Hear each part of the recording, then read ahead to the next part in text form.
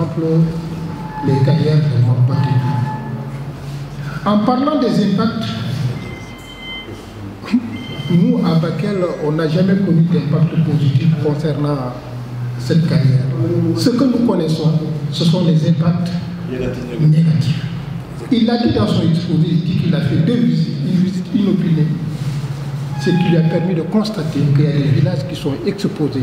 J'ai dit que cette poussière-là, ça vient jusqu'à Bakel. En plus de tous les villages qu'il a cités là, ça vient jusqu'à Bakel. Je crois que le maire de Bakel, il a tout. Nous, les chefs de village, nous, notre grand problème, c'est quoi? La tonne à 12 000 francs. Magpaté nous vend la tonne de gravier à 12 000 francs. Sans véhicule. Les populations, c'est ça notre problème. On ne parle même pas de poussière. La poussière qui est là, tous les villages environnement sont là. Même moi, j'ai des problèmes de... Non, honnêtement. Mais on n'a aucune retombée. Nos routes sont là, ils ne nous appuient à rien. Rien du tout. Ça, le maire de Bakel a dit, c'est pas la peine de marquer. Il a déjà marqué sur ma langue. Vraiment, merci monsieur le maire. Vous avez totalement marqué sur ma langue. Cette entreprise qui est là, à part la poussière du Sud, tous les Bakelois savent ce qui se passe dans ce site-là. Et le directeur régional de minier, des mines aussi, il sait ce qui se passe réellement. Mais moi, je ne vais pas tellement m'apesantir sur beaucoup de choses, quand même, c'est ce que je veux dire quand même. Vraiment, il est temps que les gens se respectent, les êtres humains. Surtout que lorsque vous faisiez une audience publique, vous avez solennellement décliné votre feuille de route par rapport à cette commune. Et si ça n'a pas été respecté, c'est parce que simplement, c'est dû à notre comportement. Et je remercie le département de Bakel parce que nous ne sommes pas un département violent par rapport à d'autres dans l'intérieur du pays. Là aussi, j'ai jaloux quand même le courage de la population, des populations du département de Bakel. Mais trop, c'est trop. Si le maire est allé jusqu'à vouloir à déposer une plainte depuis 2018, jusqu'à nos jours, on n'a pas eu de suite. Depuis 2018. Et les gens, on nous a entendus par la brigade de gendarmerie. Et jusqu'à nos jours, ça est dans les tiroirs. On ne nous a pas appelés. Donc, qu'est-ce qu'il faut faire maintenant? Je pense qu'il est temps quand même, ngeen gëstu département bi, ngeen gëstu commune bi, et les gens qui habitent Bakel, on donne le témoignage. À plus forte raison, nous qui habitons la commune de Gabou, à qui on a attribué cette terre-là, et qui ne veut rien faire depuis 2011 à nos jours, rien. On me dit voilà, il est puissant. Il est puissant, pourquoi? Parce que simplement on distribue les enveloppes partout, et je suis clair sur ce que je dis encore. Et quand il est là, à Bakel, mais les gens vont passer la queue pour recevoir les enveloppes. Mais ça, est-ce qu'ils vont dire quelque chose? Non, ils ne diront rien du tout. Il paraît que le ça puis c'est tout. L'achat des consciences, là, il faut des consciences.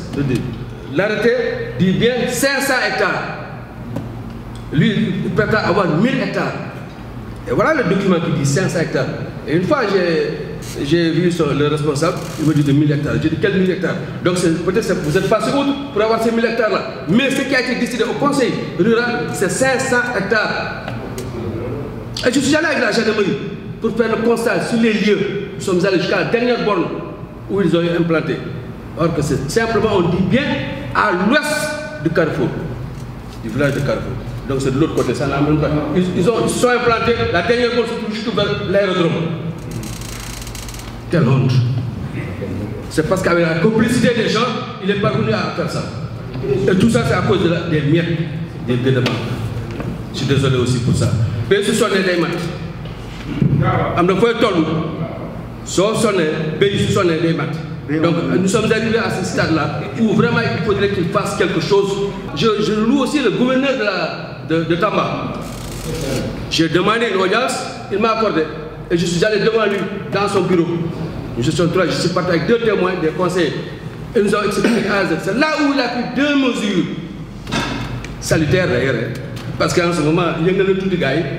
Mais xam nga rek Sénégal nu mu demee nu mu bindoo mais nag li ñuy wax ni lu leer nañ saa bu gëstuwul commune Gamou département Bakel dinañ daanu ci kaw parce qu'il est temps. Merci beaucoup. C'est la pire des choses qui soit arrivée au département. Je veux dire des entreprises qui exploitent le haut. On a des moyens de les contrôler.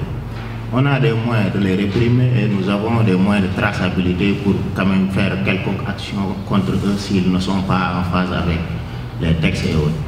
Mais les Dioula, je vois, en tout cas moi, à mon niveau, je ne vois pas comment les contrôler. Parce que nous, ça nous crée énormément de problèmes, sincèrement quoi. Un village improvisé comme ça, à côté de la frontière, où il y a tout le monde qui vient, personne ne sait ce qui se passe là-dedans, quel est le trafic qui se fait là-bas, qu'est-ce qui vient là-bas, qu'est-ce qui en sort, on ne sait pas. Et pourtant, nous, de notre côté, la forêt, elle est coupée à tort et à travers des trous partout. Moi, sincèrement, j'ai même peur pour mes agents qui sont là-bas, sincèrement. Parce qu'ils font des patrouilles, des fois c'est la nuit qu'ils sont dans la forêt, mais ils peuvent tomber dans ces trous-là. Mais ils utilisent des produits tellement toxiques que vraiment c'est une catastrophe. Le bétail qui boit cette eau-là, c'est la mort. On a vu même les oiseaux qui volent. Bon, il n'y a pas de... c'est pas possible de les contrôler. Ils piquent tout droit là-bas pour boire et puis bon, ils meurent. La seule mesure nous qu'on a pu prendre au niveau local, c'est que les agents qui sont là-bas, ils ont imposé à ces gens-là maintenant de mettre un grillage autour de ces sentiers-là pour que le bétail et la faune sauvage ne puissent pas pénétrer et boire cette eau. Voilà un autre problème. Et sincèrement, à notre niveau, c'est comme si on avait les mains liées. On est là pour constater, sincèrement. Et ça fait tellement mal lorsque tu es vraiment un technicien et que tu es censé sévir et que tu ne puisses rien faire. Ça fait mal. J'ai peur quand j'entends les services techniques de l'État dire que nous avions les liens. J'ai peur quand j'entends les eaux et forêts dire que nous ne pouvons rien faire par rapport à l'anarchie. J'ai peur quand j'entends les eaux et forêts dire que nous ne pouvons pas faire respecter le code environnemental qui avait été signé par toutes les parties. J'ai peur quand j'entends le maire dire que ma plainte est dans les tiroirs. J'ai peur quand je vois un maire qui se débat et je connais ce qu'il est. Personnellement, nous avions fait un reportage ici avec le maire de Goudiri. Nous avions des photos. Ce jour-là, le village était complètement blanc, recouvert. Nous avions dit, le maire de Goudiri a dit exactement ce que le maire de Gabou a dit.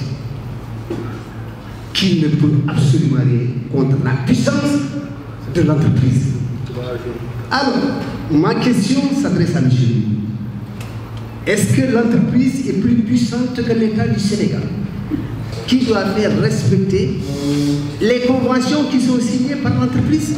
Ici, si en sortant, M. Seck, demandez à Ousseynou de vous accompagner juste derrière et vous allez visiter. C'est des puits qui sont creusés, qui sont laissés comme ça, où le bétail, Habo il a dit, tombe pendant l'hivernage et il meurt.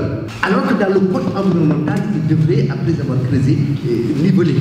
Donc moi je ne reviens pas sur ce que le maire de Bakel a dit, ainsi que le chef de village. J'ai peur. Et qui doit faire respecter les lois au Sénégal? Je me rappelle en 2017, nous avions organisé une rencontre avec les SEVA. Je parle sur le contrôle d'Abou Diallo, comité d'arrêt de veille précoce. Voilà. On avait organisé une rencontre au niveau des CEDEPS, on avait convié toutes les structures. Mais l'entreprise Mampalidjouk n'a pas voulu assister à cette rencontre publique. On l'avait sollicité, ils nous disent qu'ils n'interviennent pas dans la commune de Bakel. Ils n'interviennent pas, mais nous subissons tous les effets de cette entreprise. C'est vrai que souvent on dit dans les textes qu'ils sont redevables à la commune de Gabou. Mais à Bakel souffre de ces effets de l'entreprise Mampalidjouk. Sur tous les aspects, nous souffrons. Même les véhicules, c'est à Bakel qui s'approvionnent. Ils l'osent à Bakel. Ils font toutes les actions à Bakel. Mais côté action, zéro. Tu voudrais quelques informations. C'est comme si c'était un bunker. Ce cousin là, zéro information. Tu n'as même pas de répondant. C'est une entreprise qui est bunkerisée carrément. Ouais. Personne n'a d'informations fiables venant de cette entreprise. C'est ce qu'il ne faut pas accepter au niveau de cette zone. L'Invest avait fourni des vidéos, des photos sur leur péage et la qualité de l'eau au niveau de la vallée. Voilà, de la vallée Méo. Il fallait projeter cela et pour savoir que seulement l'impact qu'a cette exploitation au niveau de ces sites dépasse carrément l'aspect environnemental parce que ça concerne tout un secteur. Voilà. On a pris pratiquement, l'eau était bouilleuse rouge. Voilà, vous avez des images, vous pouvez le projeter et les gens puissent le voir. Parce que vous saurez en ce moment que là-bas, les gens vivent le danger. Et ce danger, ça nous guette nous aussi parce que c'est le même fleuve que nous vivons, c'est le même fleuve. Si ça déborde, nous allons suivre. Nous commençons même à suivre parce que le doyen Khanda a dit que nous avons pris le poisson. Mais au fur et à mesure des années, l'eau sera polluée, nous-mêmes, on aura à vivre des maladies qu'on ne connaissait pas auparavant. Il l'a dit tantôt, M. Dour, 90% des ressources de la région sont au niveau du département. Je crois que ça suffit pour thème, pour autre chose. Mais 90% des ressources d'une départ de minière dans le département de Bakel, mais quel impact? Je dirais même moins zéro. Personne ne sent. Vous demandez à un habitant du département de Bakel le pourcentage de la ressource minière au niveau du département, il te dira que Bakel n'a même pas 1%. Les gens ne savent même pas qu'ils ont des ressources, surtout avoir 90%. J'ai revu M. le maire tantôt, il a dit, est-ce qu'on ne fait pas du Sénégal? C'est une question qu'on doit pouvoir se poser. Parce que si on dispose de 90% et qu'on a 0% de retombées, vraiment ça donne envie de pleurer. J'ai visité 104 villages. J'ai loué le mobilier, j'ai loué la voiture pour voir le Falémé comment il est. Je suis venu à Kidira, j'ai loué encore une voiture jusqu'à Aroun pour voir l'eau de Falémé comment il est. Je suis venu ici au préfet de Bakel. Je dis attention, Falémé Gati. J'étais sous-préfet à Kidira, je lui dis. J'étais au gouverneur Tamba, je lui dis. Je suis convoqué au OMS de Dakar, j'étais. On a fait une audience, j'ai parlé. Ce que je parlais, c'est vrai, parce que tout le monde il a parlé la même chose. Falémé est mort. Après Falémé est mort, c'est la population qui est morte. Je vous le dis, s'il y a quelqu'un ici, il veut m'amener en prison, je suis prêt. La population du département de Bakel, il ne coûte pas gouvernement un centime. Si tu as cette année, tu as 1000 vaches, l'année prochaine, tu as 600. Le reste est mort. Je connais beaucoup les éleveurs des vaches qui sont fermés la porte. Tout est mort. C'est de l'eau qu'ils ont tué. Pour les casseurs de cailloux, là, maintenant vous voyez un gosse de 2 ans, il a un 4 ans. Qu'est-ce qui lui a fait ça? C'est la poussière. Un gosse qui naît aujourd'hui, il naît avec le asthme. Qu'est-ce qui lui a fait ça? C'est la poussière que sa maman a expirée. Il a des problèmes depuis au ventre. Il naît avec l'asthme. D'ici 10 ans, il n'aura pas personne qui vit 20 ans. Ici aux jeunes de Falémé. C'est lui qui ne croit pas ce qu'il dit. La nuit, il prend une ampoule de torche, il allume la lumière, il garde le poussière qui tourne. Si tu couches d'or, tu expires le poussière. Tu vas avoir des maladies. La santé est finie. Ah, Falémé avant. Il y a des hippopotames, il y a des crocodiles, il y a des poissons. Aujourd'hui, même pas un crapaud dans le Falémé. Tout est mort. C'est le poison qui l'a tué. Maintenant, chez nous, je ne sais pas si c'est proche ici, mais chez nous, une femme qui rentre dans l'eau de Falémé ou un gosse, il se lave, la nuit, il ne dort pas. Le corps est grave, il gratte, il pleure. Il n'y a pas de culture. La culture est foutue. Maintenant, les salades qu'on rose avec l'eau de Falémé, si tu manges ça, tu as de diarrhée la nuit. Le déré, pour faire le tchakou de Hako Nyebe. Le population est mort, vous le savez très bien. J'ai participé en tant que président du conseil départemental de la jeunesse à l'audience publique que cette entreprise a organisée. Le mot que j'ai retenu pour un consultant, c'est que les khalé ak entreprise sont ak meew le noir. Tellement que ce qu'ils avaient dit était très très agréable pour nous. J'étais conseiller de la jeunesse. Mais à la mise en œuvre des activités, ils ont dit un reboisement massif. Je n'ai pas besoin d'être un expert pour constater un reboisement massif. Allez-y autour de cette entreprise, vous ne verrez pas d'arbres. Et ils disent qu'ils ont fait une convention avec les eaux et forêts pour ce reboisement.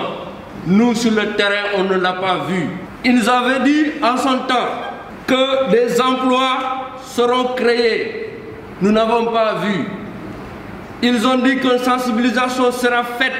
Une sensibilisation sera faite pour la sécurité routière. Ça n'a pas été fait, en tout cas on ne l'a pas constaté. Plutôt des accidents, parce qu'il y a eu mort d'homme, accidents liés à ce véhicule-là au Carrefour. C'est plutôt des maladies. L'asthme s'est développé dans l'environnement. Et on dit qu'on a appliqué le plan de gestion environnementale. Je n'ai pas abandonné. Et je parle toujours quand je suis à notre lieu de ça. Jusqu'à que le coordonnateur du Forum civil me dit on va y revenir. Mais la question que je pose ou que je veux dire, c'est une question citoyenne. La question est citoyenne. Si nous sommes ensemble, en un bloc, n'importe quel État va regarder ce qu'on fait. N'importe quelle entreprise va s'arrêter. C'est ça la question. Ensemble, on va soulever les montagnes. C'est ça qui manque. Je vous remercie de votre attention.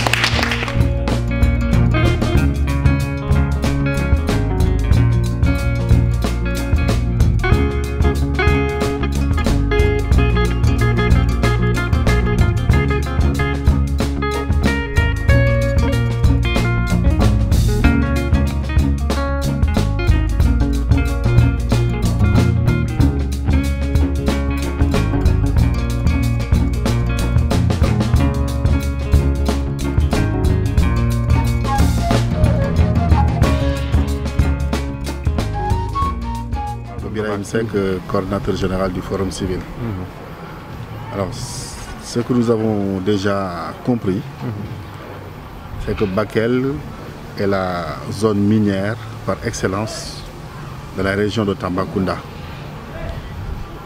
et qu'il y a des externalités négatives qui se dégagent dans l'exploitation des différentes mines au niveau de Bakel, qui impactent les populations de façon générale, qui impactent en particulier les femmes, mais également les enfants. C'est pourquoi nous sommes venus aujourd'hui à Tambacounda pour discuter avec les acteurs, avec les représentants des chefs de service, comment nous devons faire pour renforcer le niveau de connaissance des populations sur les impacts sociaux, économiques, mais également environnementaux, qui ne cessent de gangréner la vie des populations au niveau de Bakel. Mais aussi discuter du système d'exploitation minière, parce qu'on se rend compte qu'il y a une dégradation à outrance des sols au niveau également de Bakel. Et là, je pense qu'une zone comme Bakel, qui a autant de ressources, alors qu'on se rend compte que même les services sociaux de base, fondamentalement, n'existent pas. Prenons par exemple l'hôpital.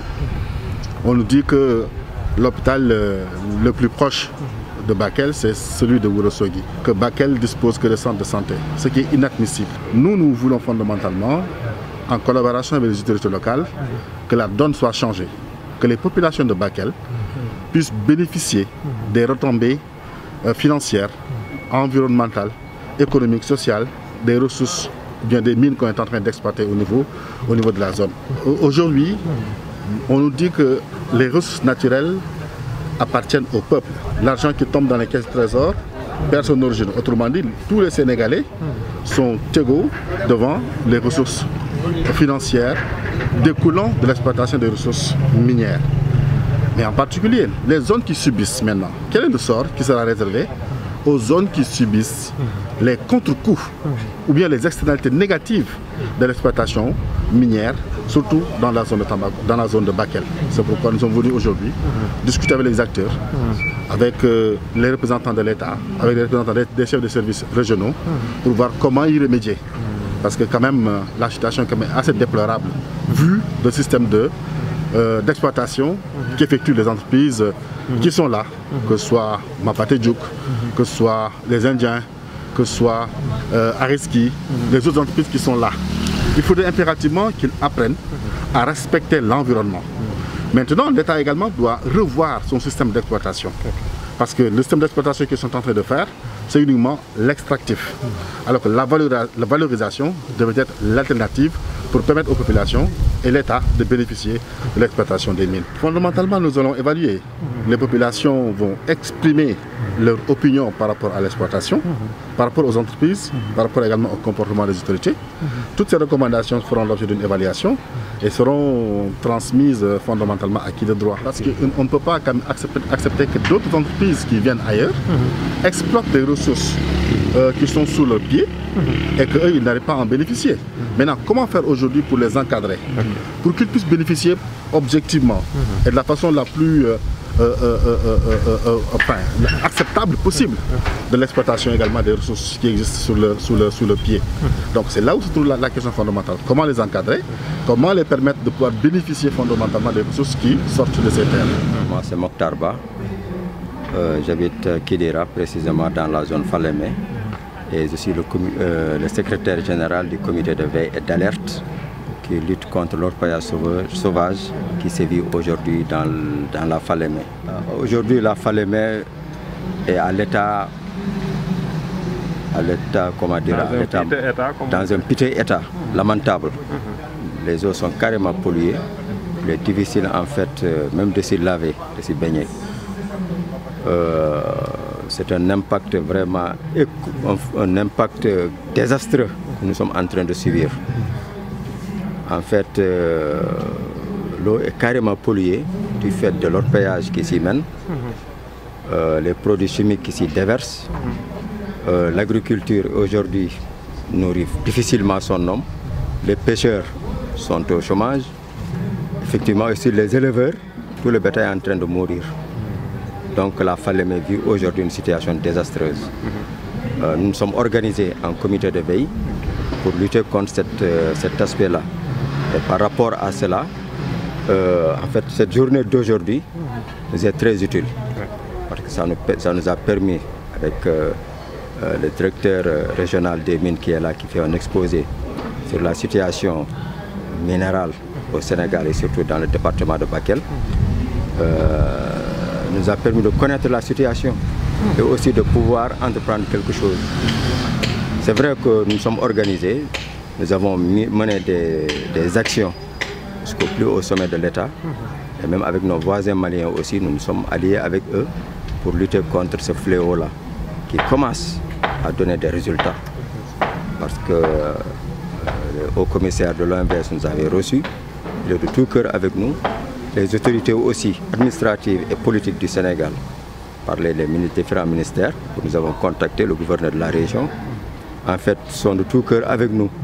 Et en fait, ils entreprennent en fait des actions pour lutter en fait contre cet orpaillage sauvage-là qui sévit au niveau de la Falémé. Pas plus tard, avec nos amis maliens, nous avons reçu récemment une vidéo montrant en fait les autorités maliennes. Sachez, des Chinois qui sont installés avec de lourds moyens, des machines de grandes moyennes, de grands moyens, et au bord du fleuve, qui exploitaient l'or sans aucune, dans l'illégalité la plus totale. Je peux vous montrer la vidéo. Et vraiment, c'est désastreux, quoi. C'est désastreux. Parce qu'il y a des entreprises qui exploitent le manganèse à Kenyaba, au bord du fleuve aussi. On ne voit absolument rien. En tout cas, on ne voit absolument rien. On voit que la poussière et les rues dégradées, en fait, la flore qui se... C'est l'économie même qui est bouleversée. L'économie qui est bouleversée. Les agriculteurs qui étaient au bord du fleuve n'ont plus rien. Les pêcheurs, absolument rien. Et même les femmes qui vont aller faire le ménage au niveau du fleuve ne parviennent plus à aller faire le linge ou laver les ustensiles de cuisine. Donc c'est une catastrophe vraiment que nous vivons au niveau de la Falémé.